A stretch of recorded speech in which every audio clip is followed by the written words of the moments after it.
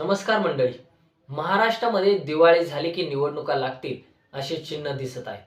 त्यामुळं प्रत्येक राजकीय पक्ष हा धडाडीने कामाला लागलाय, निवडणुकीचे कामं करतोय आणि आपला पक्ष कसा बळकट होईल, आपले आमदार कसे निवडून येतील त्यासाठी प्रयत्न करताना दिसतोय. त्यामध्ये प्रमुख दोन आघाड्या आहेत, महायुती आणि महाविकास आघाडी. महायुती सध्या सत्तेत आहे, महाविकास आघाडी विरोधात आहे. मित्रांनो, या दोन आघाड्यामध्ये प्रमुख फाईट होणार आहे असं चित्र दिसतंय.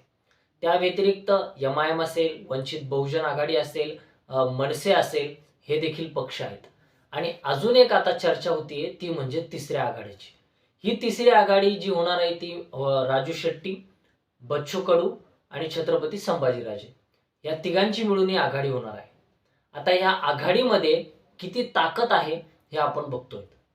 मित्रांनो, या आघाडीला जर आघाडीकडे बघायचं झालं तर हे तिन्ही पक्षांची पूर्ण महाराष्ट्रभर ताकद नाहीये, हे मात्र सत्य आहे.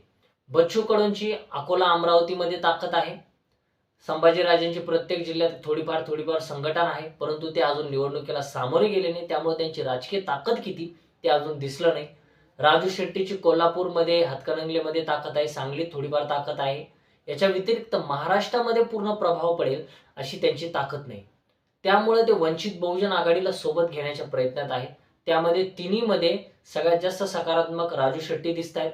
बच्चू कडू आणि संभाजीराजे हे जास्त सकारात्मक वंचित बद्दल वाटत नाहीत, परंतु राजू शेट्टी आणि वंचितचं चांगलं बोलणं चालू आहे असं चित्र दोन्हीकडनं स्पष्ट झालेलं आहे. राजू शेट्टींकडनं देखील आणि वंचित बहुजन आघाडीकडनं देखील राजू शेट्टी यांच्या स्वाभिमानी शेतकरी संघटनेसोबत आमचं बोलणी सुरू आहे असं वंचितने देखील जाहीर केलंय.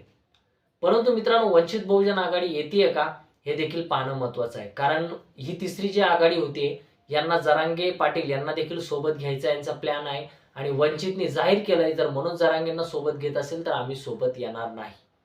आम्ही मनोज जरांगेंना तुम्ही घेत असाल तर आम्ही सोबत येणार नाही असं वंचितने जाहीर केलंय. त्यामुळे वंचित बहुजन आघाडी या तिसऱ्या आघाडीचा पार्ट होते का हे देखील पाहणं महत्वाचं आहे. मला तर वाटतं की वंचित बहुजन आघाडी ना महाविकास आघाडी सोबत, ना महायुती सोबत, ना तिसऱ्या आघाडी सोबत कोणासोबत जाणार नाही. यांची सेपरेट आघाडी तयार करतायत. SC ST OBCच्या अनेक संघटनांना सोबत घेऊन वंचित बहुजन आघाडी सध्या महाराष्ट्राच्या राजकारणात या विधानसभेच्या इलेक्शन मध्ये उतरणार आहे असं चित्र दिसतंय. ओबीसीसाठी त्यांनी अनेक मोठमोठ्या सभा घेतल्यात. एक आरक्षण संदर्भात त्यांनी आरक्षण बचाव यात्रा काढली SC ST OBCच्या आरक्षणाच्या संवर्धनासाठी. तसेच भटक्या विमुक्तांसाठी त्यांनी आता नुकतंच मुख्यमंत्र्यांना पत्र लिहिलंय. त्यांच्या अनेक कार्यकर्त्यांनी भटक्या विमुक्तांसाठी मोठं काम सध्या महाराष्ट्रभर करतायत. एक संवाद यात्रा त्यांनी काढली. त्यामुळे वंचित बहुजन आघाडी एकटं महाराष्ट्राच्या विधानसभा निवडणूक लढणार आहे असं चित्र सध्या दिसतंय. झाली तर राजू शेट्टींसोबत 1-2 ठिकाणी त्यांची युती होऊ शकते, हे देखील नाकारता येत नाही. परंतु महाविकास आघाडी आणि महायुती यांच्या सोबत ते जाणार नाहीत असं चित्र सध्या दिसतंय. आता ही तिसरी आघाडी जी बच्चू कडू, राजू शेट्टी आणि छत्रपती संभाजीराजे यांची होती, त्यामध्ये आनंदराज आंबेडकर ज्यांनी नुकतीच रिपब्लिकन पार्टी ऑफ इंडिया हा पक्ष तयार केलाय म्हणता येईल, तो पक्ष घेऊन ते आता यांच्यासोबत जात आहेत का? कारण ते देखील सुरुवातीला काही 1-2 वेळेस यांच्या प्रेस कॉन्फरन्समध्ये उपस्थित होते. त्यांचं नाव देखील अनेक वेळा, सध्या आज जी प्रेस कॉन्फरन्स झाली या तिघांची त्यामध्ये देखील त्यांनी त्यांच्या नावाचा उल्लेख केला की यांना देखील आम्ही सोबत घेतोय. त्यामुळे राजरत्न आंबेडकर यांच्या पार्टीला यांना सोबत घेऊन यांना देखील काही जागा ही तिसरी आघाडी सोडते का हे देखील पाहणं महत्वाचं आहे आणि याचा इम्पॅक्ट किती पडेल ते देखील पाहणं महत्वाचं आहे. परंतु मित्रांनो, ही जी तिसरी आघाडी होतीये या तिसऱ्या आघाडीचे किती जागा येतील यात शंका आहे. कारण की बच्चू कडूंची ताकद जी अमरावतीमध्ये आहे ते अचलपूर झालं, मेळघाट झालं, या ठिकाणी त्यांचे 2 आमदार आहेत. अचलपूर मधून बच्चू कडू स्वतः आमदार आहेत. त्यामुळे या 2 पैकी अचलपूर निघू शकतं, मेळघाट देखील निघू शकतं. याच्या व्यतिरिक्त बच्चू कडूंचं कुठं काही अस्तित्व जास्त प्रमाणात नाहीये. बरेचसे वोट खाऊ शकतात काही ठिकाणी, परंतु निवडून येण्याची ताकद नाही. राजू शेट्टींचं हातकणंगलेमध्ये, कोल्हापूर, सांगलीमध्ये या तिघांची ताकद एकत्र वापरून जर एखादं सीट निघलं तर निघेल, यात शंका नाही. परंतु संभाजीराजे छत्रपती यांचे सीट सध्या निघू शकेल अशी स्थिती सध्या महाराष्ट्रात दिसत नाही. त्यामुळे तिसरी आघाडी निर्माण जरी झाली तर 1-2-4 आमदार यांचे आले तर येतील, नाहीतर येऊ शकत नाही. सध्या अशी महाराष्ट्रात परिस्थिती आहे. मराठा आरक्षण असू द्या, ओबीसी आरक्षण असू द्या, यामुळं मराठा समाज आणि ओबीसी समाज नेमकी काय भूमिका घेतो हे पाहणं देखील महत्वाचं आहे. बराचसा मराठा समाज हा महाविकास आघाडी सोबत लोकसभेला गेला होता. त्यामुळे विधानसभेला देखील मराठा समाज महाविकास आघाडी सोबत जातो का की महायुती सोबत जातो? आता जरांगे पाटील हे नेमकं काय करतायत ते देखील पाहणं महत्वाचं आहे की ते आमदारकीला माणसं उभा करतात का की कोणाला सपोर्ट करतात हे देखील पाहणं महत्वाचं आहे. 3 दिवसापूर्वीच ते आता परत एकदा उपोषणाला बसलेत अंतरवाली सराटीमध्ये. त्यामुळे आता याच्यातून नेमकं काय घडतंय हे देखील येणाऱ्या काही दिवसात स्पष्ट होईल. त्यामुळं महाराष्ट्राचे जे राजकारण आहे मागील काही दिवसांपूर्वी राजकोटवरून जे महाराजांचा पुतळा पडला होता राजकोट किल्ल्यावर त्याच्या भोवती फिरलं. त्यानंतर बऱ्याचशा गोष्टी झाल्या, विशाळगडचं प्रकरण असेल या भोवती फिरलं. परंतु परत एकदा मराठा वर्सेस ओबीसी या आरक्षणाविषयी या आरक्षणावर हे राजकारण परत एकदा फिरताना दिसतंय. त्यामुळं मराठा वर्सेस ओबीसी वाद परत एकदा उफाळून निघतोय का?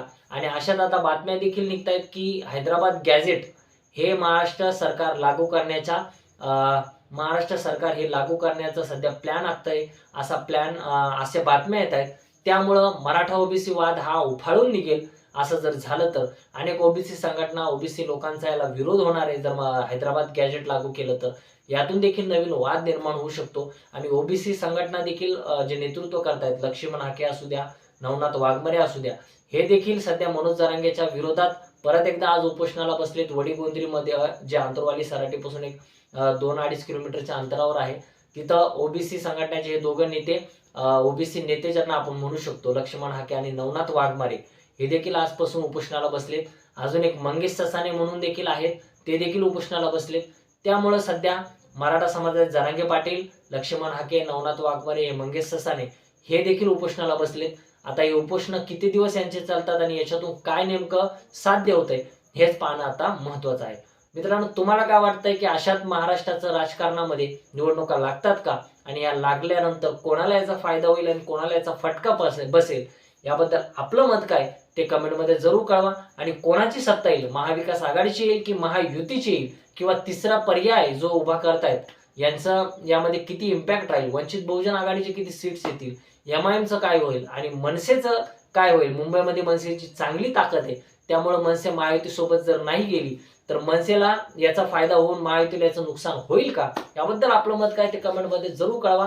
व्हिडिओ आवडला असेल तर लाईक करा, चॅनलला सबस्क्राईब करायला विसरू नका. भेटूयात नव्या व्हिडिओमध्ये. धन्यवाद. जय हिंद.